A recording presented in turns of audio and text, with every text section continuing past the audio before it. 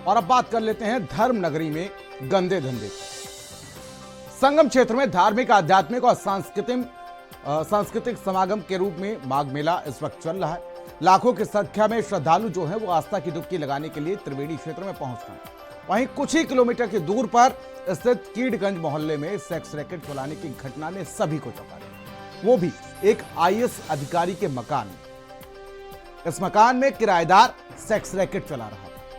कीड़गंज मोहल्ले में एक आईएएस अधिकारी का मकान है और इसको सर्वेश नामक व्यक्ति ने फैमिली के साथ रहने के लिए किराए पर लिया था। बाद में उसने परिवार को दूसरी जगह शिफ्ट कर दिया और आईएएस के इसी मकान में सेक्स रैकेट चलाने लगा। रिपोर्ट देखिए।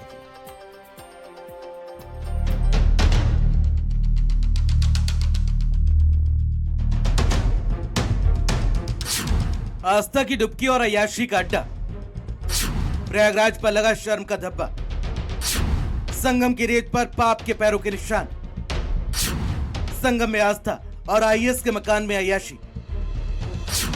प्रयागराज शर्मसार, सिस्टम बेनकाब। ये तस्वीरें देखिए। एक तरफ संगम जहां आस्था की डुबकी लगाने के लिए लाखों श्रद्धालु उमड़ पड़े हैं, माघ मेला चल रहा है, तो दूसरी तरफ महज कुछ किलोमीटर की दूरी पर वो गली, वो मकान जहां देह व्यापार का काला खेल बेधड़क चल रहा है। माघ मेला धर्म, अध्यात्म और संस्कृति का महासंगम। लेकिन इसी संगम क्षेत्र से सटे कीड़गंज मोहल्ले में 3 महीने से एक धंधा फल फूल रहा था, जो न सिर्फ कानून बल्कि समाज और आस्था तीनों के मुंह पर एक बड़ा तमाचा है।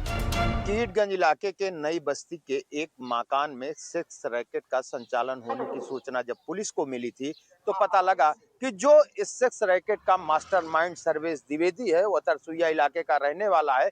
उसने एक मकान महिला आईएएस का किराए पे लिया, उसके अपने परिवार को कुछ दिनों तक उस मकान में रखा। उसके बाद वो सेक्स रैकेट का संचालन करना शुरू कर दिया। एक तरफ माघ मेला, सनातन परंपरा, आस्था, संस्कार, संस्कृति, और दूसरी तरफ कुछ किलोमीटर दूर कीड़गंज की एक गली जिसमें जिस्मों की दलाली पूरे कॉन्फिडेंस के साथ 3 महीने से चल रही थी। और सुनिए, ये कोई सुनसान झोपड़ी नहीं थी, ये था एक आईएएस अधिकारी का मकान। वही मकान जिसे फैमिली के साथ रहने के नाम पर लिया गया और फिर बना दिया गया सेक्स रैकेट का हेडक्वार्टर। आईएएस के मकान में चल रहा था सेक्स रैकेट। 15,000 प्रतिमाह पर लिया गया था मकान। परिवार के साथ रहने के लिए दिया गया था मकान। 3 महीने से चल रहा था जिस्मों का सौदा, जिस्म फरोशी के धंधे का सरगना सर्वेश। पुलिस दबिश देती है, दरवाजा नहीं खुलता, अंदर सन्नाटा और फिर जबरन एंट्री। नजारा ऐसा कि पुलिस भी सन्ने रह गई। अलग अलग कमरों में 5 पुरुष, 4 महिलाएं आपत्तिजनक हालत में। सरगना पहले परिवार लाया, विश्वास जीता, मकान मालिक को झांसे में लिया, फिर परिवार हटाया और शुरू किया आस्था की नगरी में गंदा धंधा। 3 महीने तक किसी को भनक नहीं लगी। इस पूरे रैकेट में लड़कियां लाई जाती हैं, वाराणसी, पश्चिम बंगाल, नेपाल, बिहार।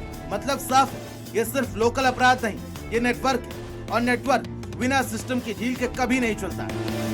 वहाँ से 5 पुरुष और 4 महिलाओं को आपत्तिजनक अवस्था में वहाँ पर मिले थे।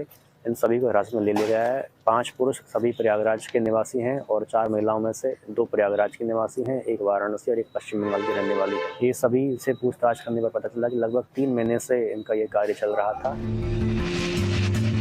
अब इस पूरे मामले में सबसे कड़वा सच सुनिए। जिस शहर को तीर्थराज कहा जाता है, जहाँ कल्पवास होता है, जहाँ कुंभ के दौरान करोड़ों की संख्या में साधु संत स्नान करते हो, वहीं देह व्यापार फल फूल रहा था। क्या यही है आस्था की नगरी की हकीकत? पुलिस के आला अधिकारियों से शिकायत की गई। पुलिस के आला अधिकारियों ने टीम का गठन किया और जब टीम वहां पर मौके पर छापेमारी करती है, तो आपत्तिजनक हालत में 4 कमरों में 4 लड़कियां और 4 लड़के वहां पर मिल गए। पुलिस ने मास्टरमाइंड सर्वेश दुबे समेत 9 लोगों को गिरफ्तार कर अब उन्हें जेल भेज दिया है। सवाल ये नहीं पुलिस ने छापा मारा, सवाल ये है कि 3 महीनों तक पुलिस कहां थी? किराएदार का वेरिफिकेशन कागजों में क्यों रह गया? आईएएस अधिकारी का मकान सेक्स रैकेट का हेडक्वार्टर बन जाए और किसी को खबर न लगे, आखिर ये मुमकिन कैसे? जब शहर माघ मेले की सुरक्षा में लगा है, तब अपराधी जानते हैं पुलिस बिजी, सिस्टम व्यस्त है, और यही सबसे बड़ा मौका है। यानी कि आस्था का फायदा उठाकर अय्याशी का धंधा खुलेआम चल रहा था। स्पेशल डेस्क, भारत समाचार।